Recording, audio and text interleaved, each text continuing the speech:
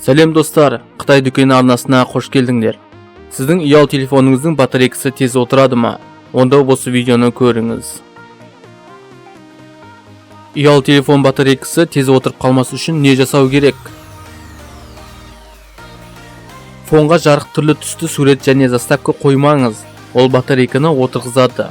Қуатты үнемдегіңіз келсе, онда фонға өзіңізге ұнаған қара фон қою қажет.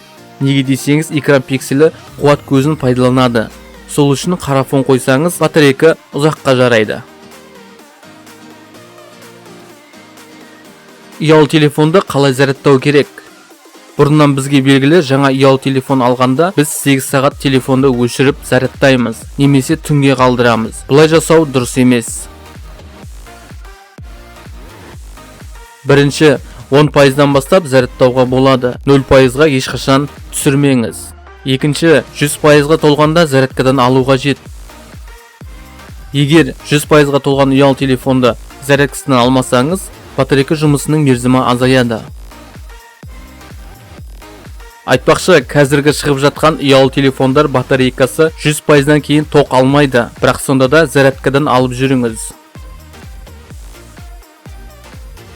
Ұялы телефонды тек өзінің оригинал кабелімен зарядтаңыз. Өйткені өзінің тоқ жіберу киловаттары өздеріне сәйкес келеді. Барлық ұялы телефонның өзіндік мінездемесі бар. Және де ұялы телефонды өшіріп, 3 айда бір рет 8 сағатқа зарядтаңыз. Ұялы телефонды зарядтап, түнде бас жағыңызға ешқашанда қоймаңыз. Ұялы телефон батарейкасын 0%-ға дейін түсірмеуге тырысыңыз. Неге десеңіз, батарейка барлық қуатын шығарып алуы мүмкін, және қайтадан заряд алмай қалатын кезде болады. Сонымен достар, видео астына коммент қалдырыңыз және лайк басыңыз. Сіздермен бірге болған Қытай дүкені арнасы каналға тіркеліңіздер.